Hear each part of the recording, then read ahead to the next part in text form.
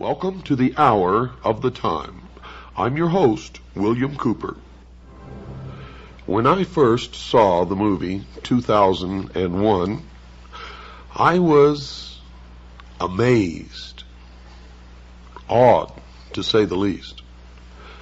The entire scope of the movie was overpowering, and for most of the people of the world, was completely baffling. Most people who saw that movie did not understand from beginning to end what it was that they had experienced, but they knew, everyone who saw it, knew that they had experienced something profound. That something had been communicated to the dark, deep recesses of their mind, which they did not understand. And indeed, which they were incapable of understanding. For you see, the movie was not meant for the profane, as most of us are called, by the adepts or the initiates or the priests of the mystery schools. For that movie was a message to those initiates who were well versed in the symbology and the mystery religion of an ancient religion that is practiced to this day in secret. Now I'm going to tell you the meaning of the symbology that you saw in the movie 2001. And then each and every listener should go to their local video rental store and watch the movie again from beginning to end. For it is the story of the entire human race according to the history of the mystery religion of ancient Babylon. Now I can assure you that you will not understand any of what you are going to hear without ample preparation and without a basic understanding in the symbology of the ancient religion. And you're going to get that, and this is going to be a series of programs that will in fact take probably many hours to complete. But let me just go over the symbology of the movie 2001 quickly with you, and then we will go back to the very beginning, to the first primitive human, probably sitting on his haunches, munching upon some vegetable, watching the sunrise in the east. In the beginning of the movie 2001, most people who sat in the theater were struck by the imagery which was presented to them, as they saw first a dark and gray and ugly world. And as that world began to move down from the center of the screen, they saw behind it a moon.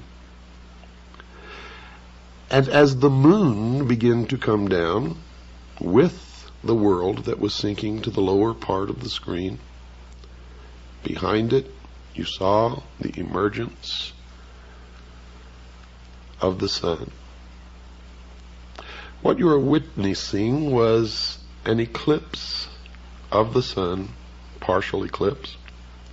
And as the light from the sun spilled across the edge of the moon, it took the shape of the boat of Isis. And the sun, of course, for anyone who has studied the Osirian cycle, became Osiris. And the symbology was Osiris riding across the heavens upon the boat of Isis. Now this will all have much deeper meaning to you as we progress toward your education in the ancient mystery schools. which are today known by many different names, and we will get to some of those names as we go along. This signified, of course, the creation of the universe and of the world. And what we saw next was a barren plain, nothing growing, barren rocks, barren desert. And then we saw the sun begin to rise in the east over the horizon, signifying the birth of the world.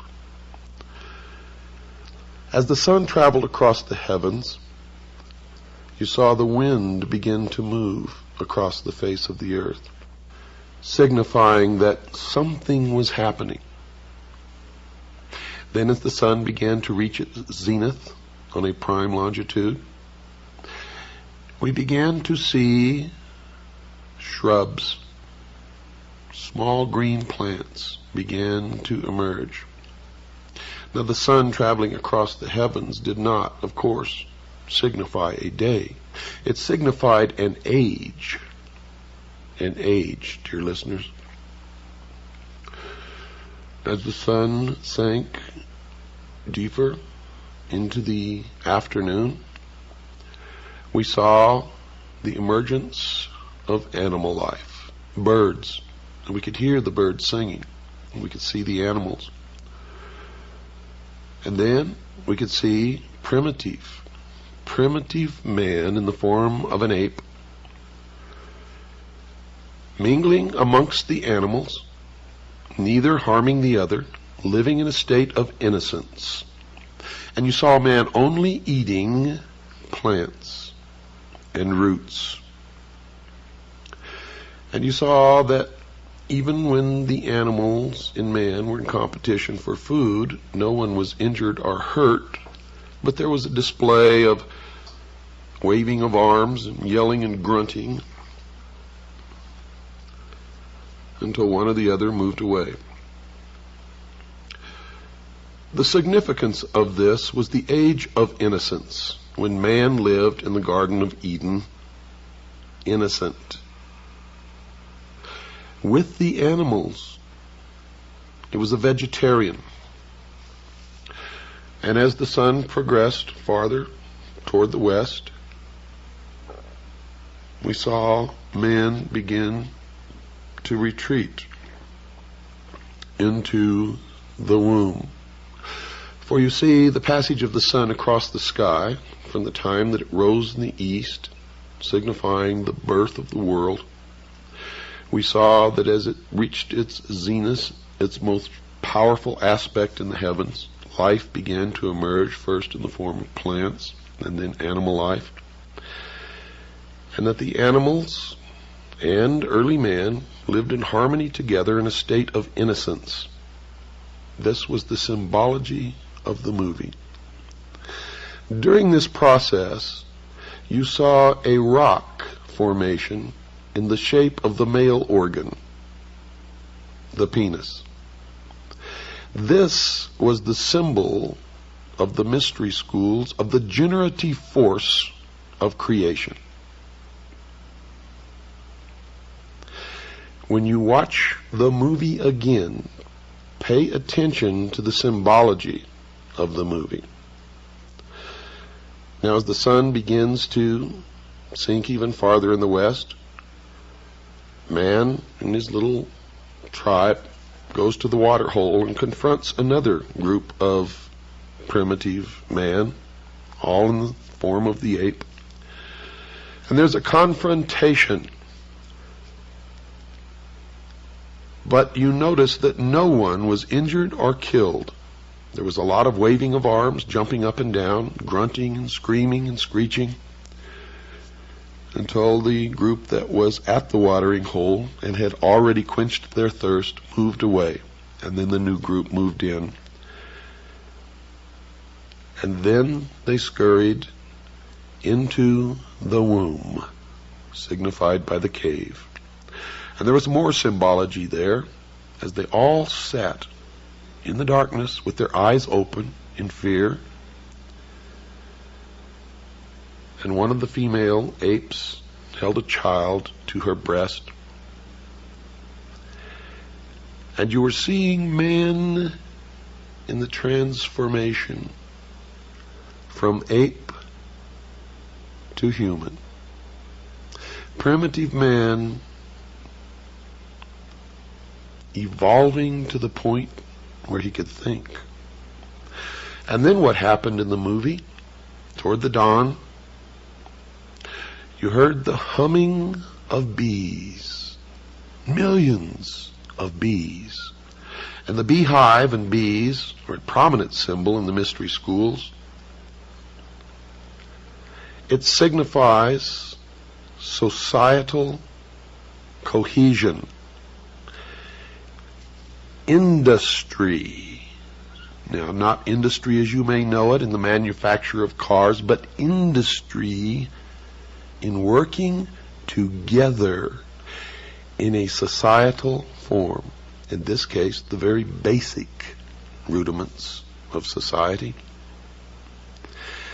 And as the sun again began to rise up in the east, signifying the dawn of the new man, the audience beheld an obelisk, a monolith. In front of the cave are the womb from which the apes emerged, and it appeared that the humming of the bees was emanating from this block of stone. Now notice I said three words: monolith, obelisk, and stone. All of these are significant symbols in the ancient mystery religions. And you saw that this was not God, because creation had already taken place. The world had been created.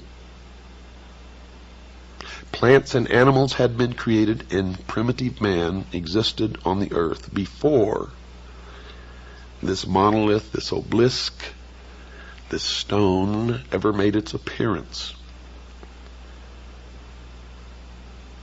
It is also known as the stone that you saw earlier, the generative force, or the penis. Now don't get all confused by this terminology. It will begin to make sense to you as we go along. It took me many years of study to understand what I am now imparting to you.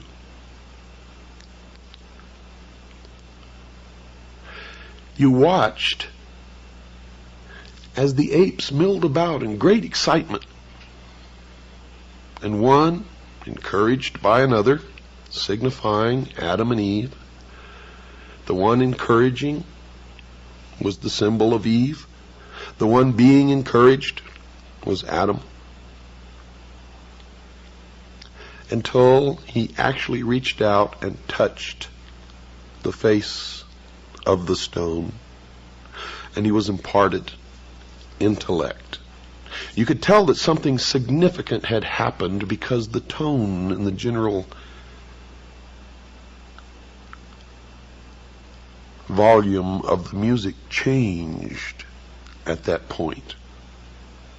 And then the other apes began to touch and rub the statue.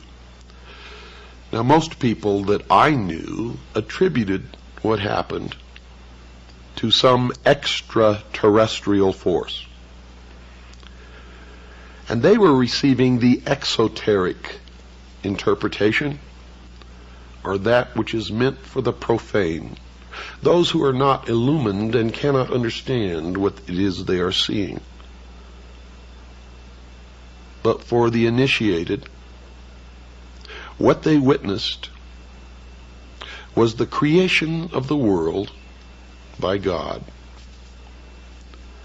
and the impartation of knowledge to man, the forbidden knowledge, by Lucifer through his agent Satan. For in the religion of the mystery schools, they believed that man was held prisoner in the Garden of Eden by an unjust and vindictive God, and that man was not told by this unjust and vindictive God that he could have the same powers. And man was set free from the bonds of ignorance by Lucifer through his agent Satan, and many believe that the two are the same, and that's okay because maybe they are. And that through the gift of intellect, man himself will become God.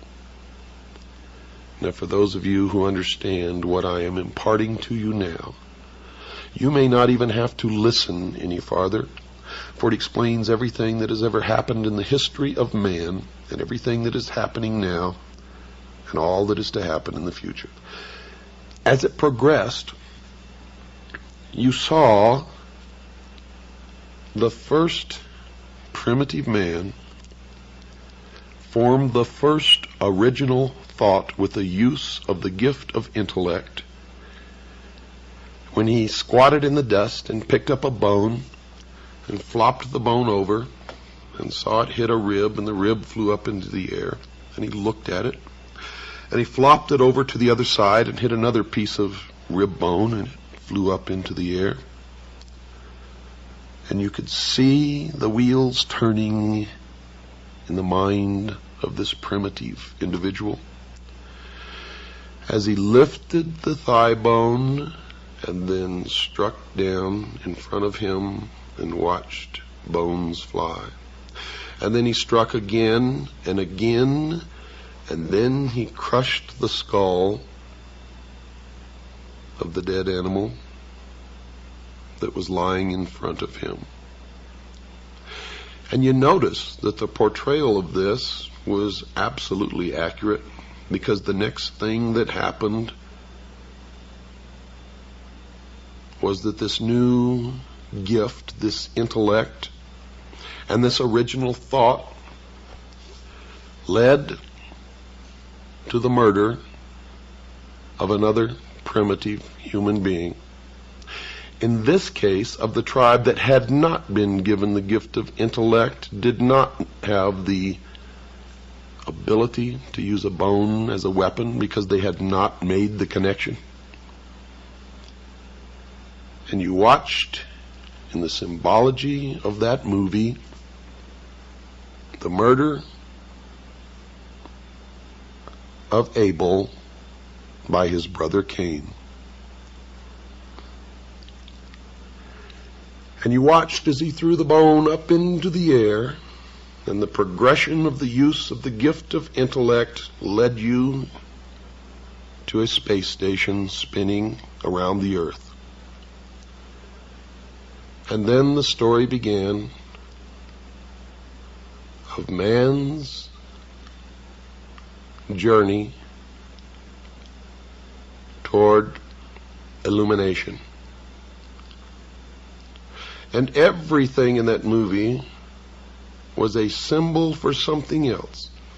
Now, the audience sitting, who are what the adepts or the initiates call profane, did not understand what they saw.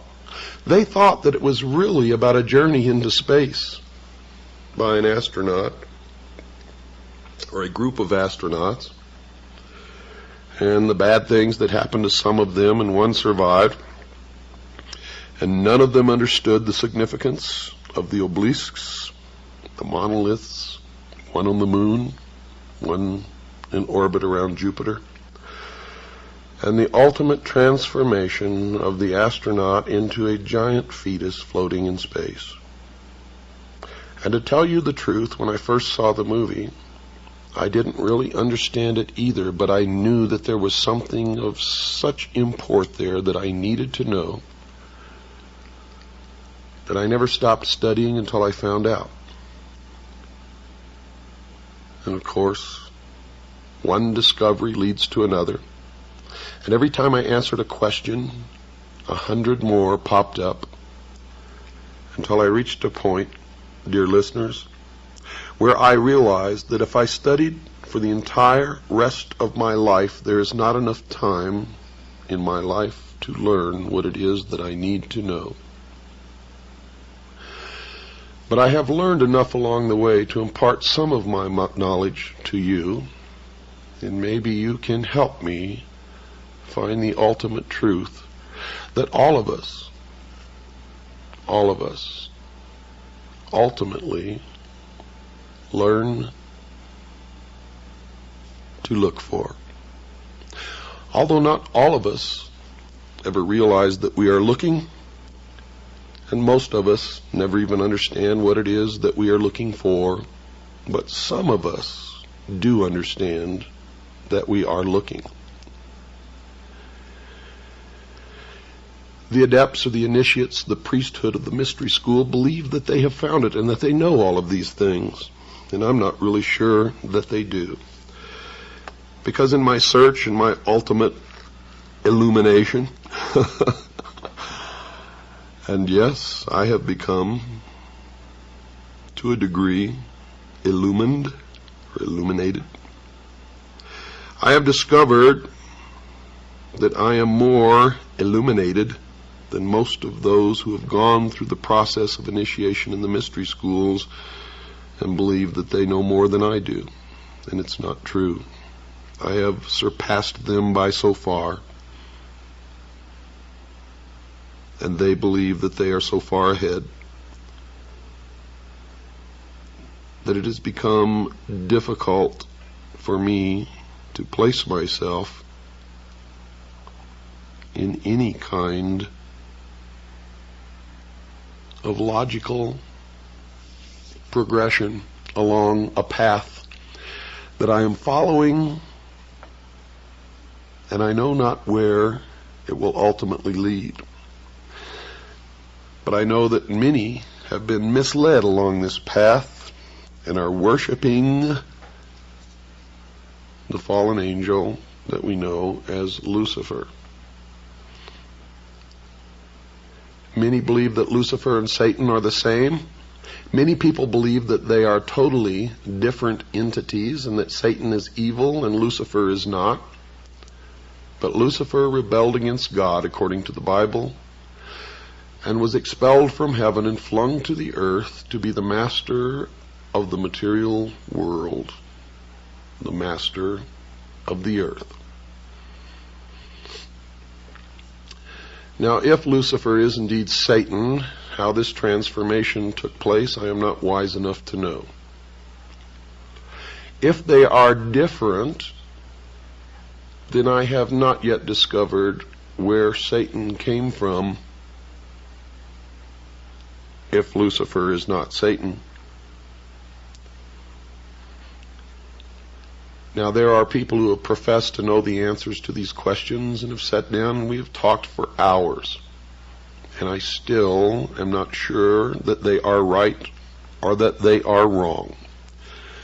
And I'm still looking for the answer to that question. But I do know this. Ancient man witnessed something that he described in his oral history and in his writings.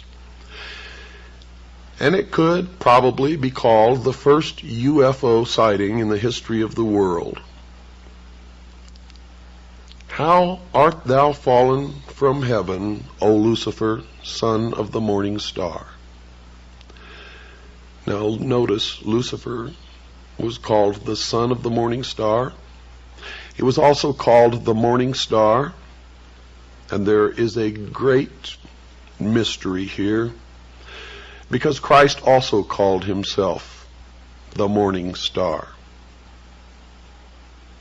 Now, how all that fits together, I do not know, but I have been told by those who have been initiated in the mystery schools that Christ and Lucifer are one and the same being.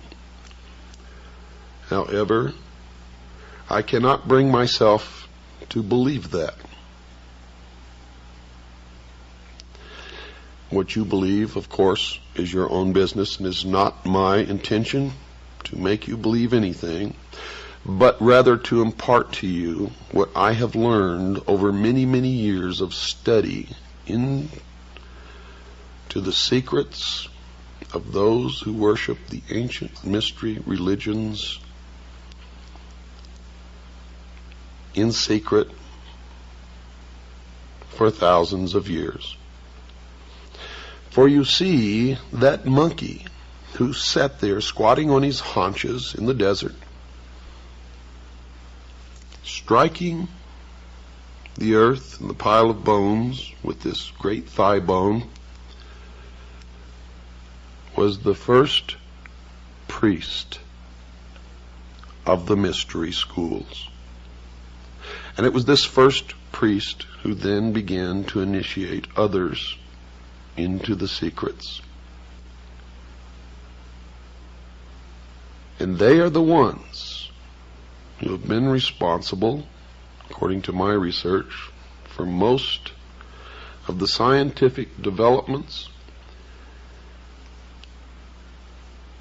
and the forward movement as far as material progress goes of the human race.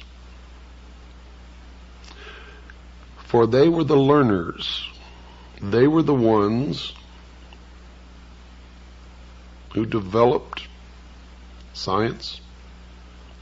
They were the ones who hid their developments and used their science and their knowledge and their secrets to govern others, usually not as kings, but as advisors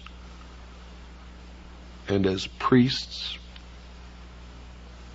and in all actuality, the powers behind the thrones in ancient times and even today. They have ruled from the shadows, you see, and they call themselves the guardians of the secrets of the ages. And their first religion was called Astro-theology, or the worship of the heavens. And their first object of worship was the sun. The second object of worship was the moon. And everywhere you see the mystery schools or the mystery religion, you will see the symbols of the sun and the moon, also known as Osiris and Isis, and the child Horus, which man's newfound intellect set him upon a quest that, according to those who say that they know, has never ended, even unto this day. And the modern day equivalent of this ancient mystery religion calls itself the Order of the Quest. And you will see it reflected in many of their outward exoteric branches, where they disseminate information to the public, or manipulate the public, or deceive the public, as the profane to them are nothing more than cattle to be herded and occasionally to be led to the slaughter. In the movie 2001, the quest led them ultimately into space and to the moon, where they were further imparted knowledge by Lucifer, again in the form of the obelisk, the monolith, the stone, the penis. And you will understand what that means later when we get into the Osirian cycle, or the legend of Isis, Osiris, and the child Horus. When they were imparted knowledge again on the moon, it set them off on a further quest to the planet Jupiter, where they found a huge, tremendous, again, another obelisk, monolith, stone, the generative force, the penis, floating in space, orbiting the planet Jupiter. Now, the journey from the moon to Jupiter is significant, For the astronauts on board this spaceship represented the entirety of the human race. And it represented that some will evolve, and those who cannot will not be allowed into the future. You see, this was a message from those who rule to all of the initiates of the world. It was a message that the new age is now dawning. And you see that at one point during this journey from the moon to Jupiter, man, represented on a microcosm by the astronauts making this voyage,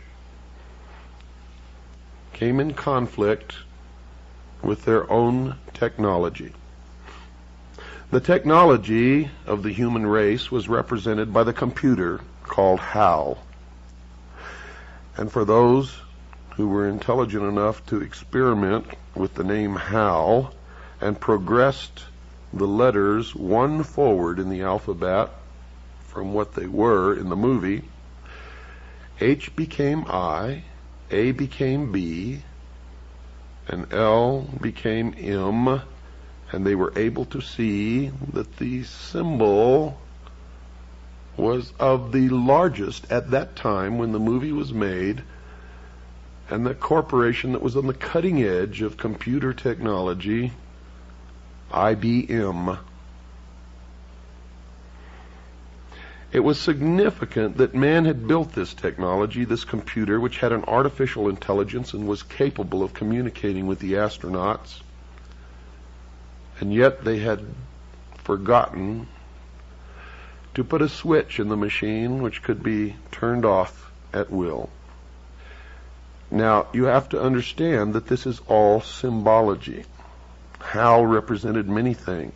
He represented the atomic bomb, the hydrogen bomb, chemical warfare, bacteriological warfare, represented the state of the art of technology where it became so complicated that no one man could be an expert in it, and thus might unknowingly participate in the building of a technology which could destroy him, yet he only worked on a part or a portion of it, the knowledge of which did not indicate to him that the end product could be a danger. And we see that happening now, don't we? Where everybody has to specialize in one small portion of technology because the overall picture is so complicated and so far beyond our understanding that we see the prediction made in the movie 2001 actually becoming true before our very eyes. Just in my lifetime, I've seen automobiles that I could take apart and put together blindfolded myself as a teenager, to driving automobiles that I can lift the hood and not even recognize most of what I'm looking at, except that I know that it's an engine in there, and I know that it's got a fuel delivery system and some kind of a system that ignites the fuel, but the technology has surpassed my ability to take it apart and put it back together again without many months or years of specialized training. And this has occurred across the board in our technology. And as I've told you before, I will tell you again tonight, dear listeners, in secret, whatever you perceive as the state of technology in the public eye, the very cutting edge, in secret they are a minimum of 50 to 100 years ahead, to the point where science fiction is no longer fiction and hasn't been for quite some time, but is in all actuality science fact. You saw this battle play itself out on board this spaceship where ultimately there was only one astronaut left, fighting the battle against Hal. And he was able to make this jump in his evolutionary consciousness, and he was able to fool Hal and turn off the computer. But when he did so, he knew that he had relegated himself to permanent separation from his fellow human beings back on Earth. And folks, the message was not that he went into space to effect this separation. Space was just the vehicle through which it was conveyed in the movie. The message was that the new man will go into the future and the rest of us will perish. We will not be allowed into the future. If we are, it will be as slave labor until we are no longer useful, and then we will simply be exterminated. The message to the vast army of initiates in the mystery school was, we are on the threshold of the new age. And into this new age will march only one man. It is the new man. It is the illumined man. It is the man that is able to make the evolutionary jump. To no more war, to no more rape, no more pillage, to the level in the mystery school known as 666. It is the number of a man. It is the illumined man to the mystery schools. To those of us who are Christians, it is the symbol, the mark of the beast, the indication that the Antichrist has arrived, and the beginning of the time predicted in the book of Revelation known as the tribulation. Now, all of this that I thought I knew so well and understood has become even more mysterious to me now, as I know that I am battling against something that is almost incomprehensible, and I have had to do it alone, by myself, not trusting anyone else, not letting them in, for fear that they would corrupt my mind and I would be led down the wrong path. And I still do not know the answers, but I have an awful lot of clues and a lot of facts, and I've learned an awful lot. And maybe I am more confused than I ever was in my entire life. But after you hear the results of what I've learned, and after I am, for the first time since I've learned all of this, communicate it to other human beings, and let you know how really confused I am, maybe all of us being confused together can put the pieces in their places and patch this mystery together and come up with what we need as answers to formulate a future that we can all enjoy. Without fear, without wars, without lies and deception and manipulation, without elitists and terrorists and crooks and liars. For I'm going to impart to you during all of this that the priests of the ancient mystery religion are the ones who have caused most of the misery in the history of man. And if they had not learned this knowledge, the secrets of the ages that they keep from the rest of us and use to manipulate us, maybe we would have reached peace in this world hundreds of years ago? I don't really know the answer to that, but I don't think much of what has happened in the history of the world that was miserable, terrible, would have happened without these. But I may be wrong. And as always, when you listen to this show, don't believe a word you hear unless you could substantiate it in your own research. At the end of the movie, what you saw as the astronaut became older and aged, and this was the symbol of gaining knowledge and wisdom. And he looked at himself, and he saw himself younger, and he looked back and saw himself older, and he looked back and he was older still, and he looked back and he was young again and then old.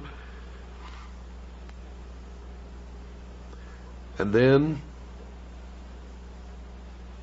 you saw this unbelievably overpowering and stunning vision of a fetus, a human fetus, floating in the great vastness of the universe, signifying the birth of the new age and the new man that will go into the future. Now, in the sequel to 2001, you saw that this astronaut who had made the jump came back and talked to some select few, signifying that he had then become a teacher to the rest of us. And when he was asked what happened to him, he said, and I quote, "Something wonderful," unquote. Now that was supposed to tell the rest of the initiates in the world who really understood the symbology of the movie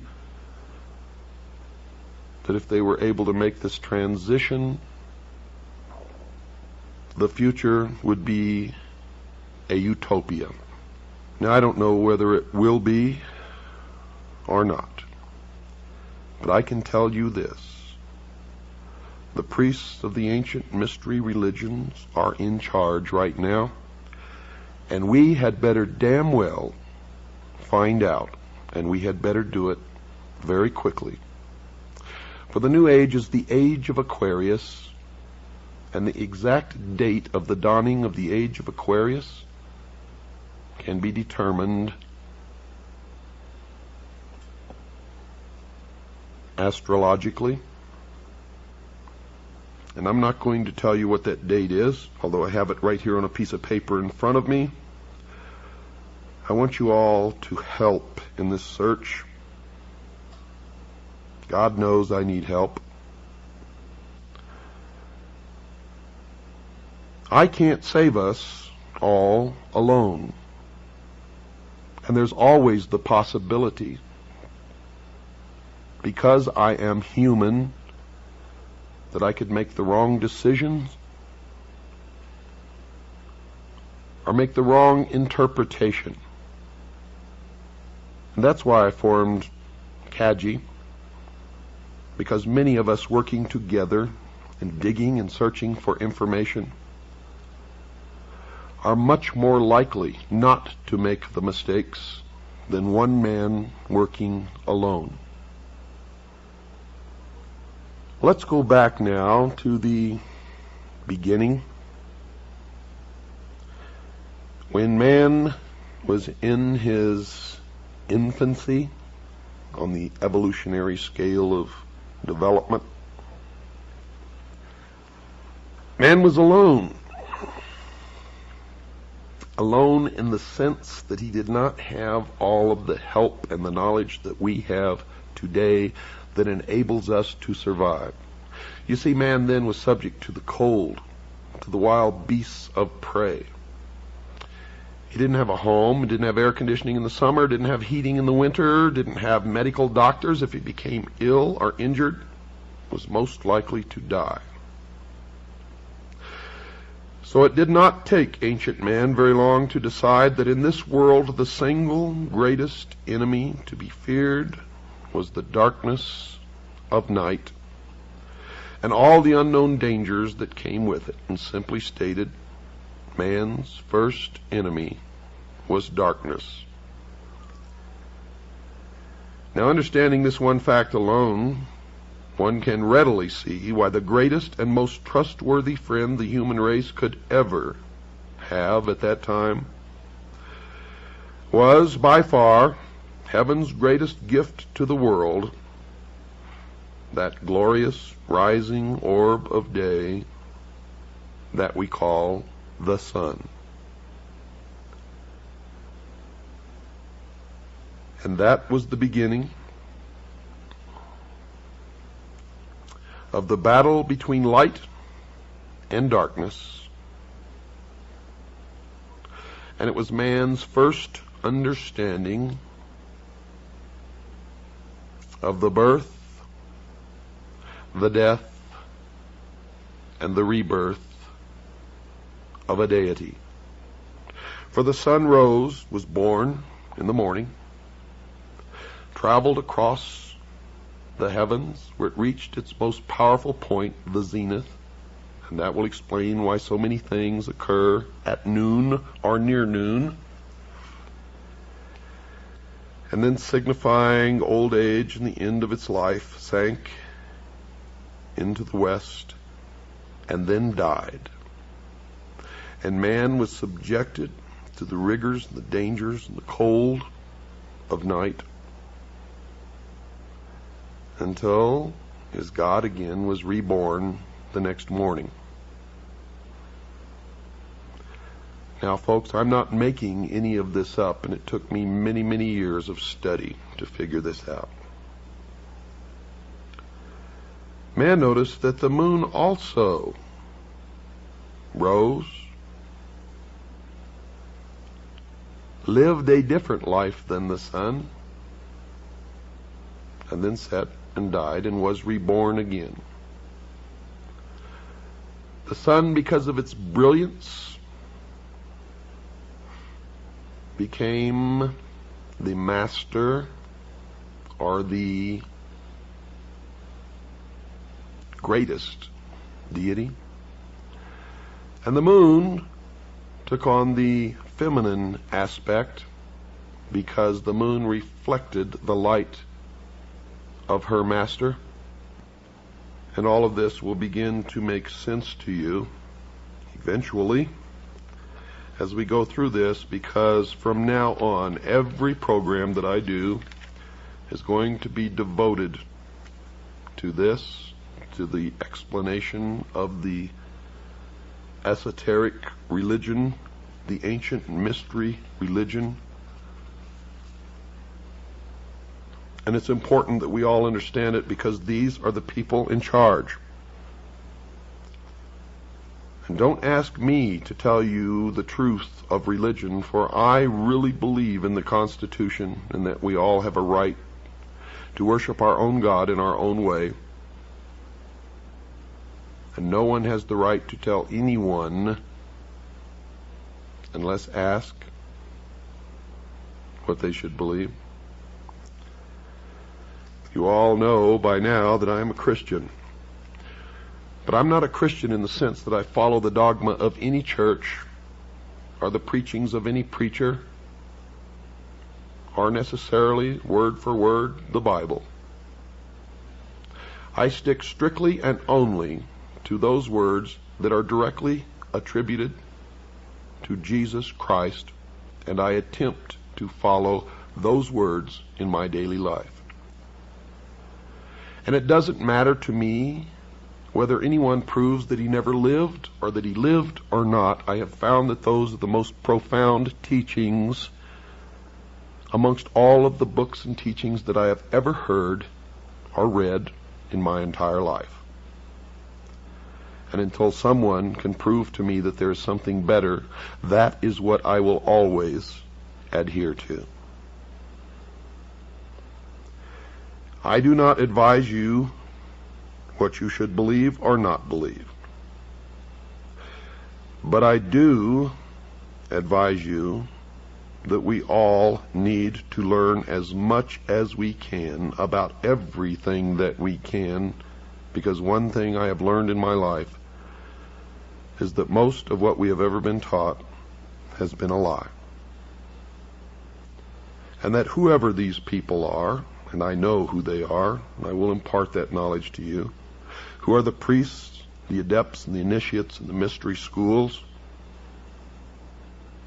they are in control, and they are shaping the future, and that future will affect all of us, so we had better learn as much about them as we can. You cannot identify an enemy unless you know the enemy, and you cannot fight a battle if you know nothing about the battle tactics of your opponent. And when you understand that Lucifer is the son of the morning star, or the morning star itself, then the creations of the members of the mystery begin to make much more sense. Good night, and God bless you all.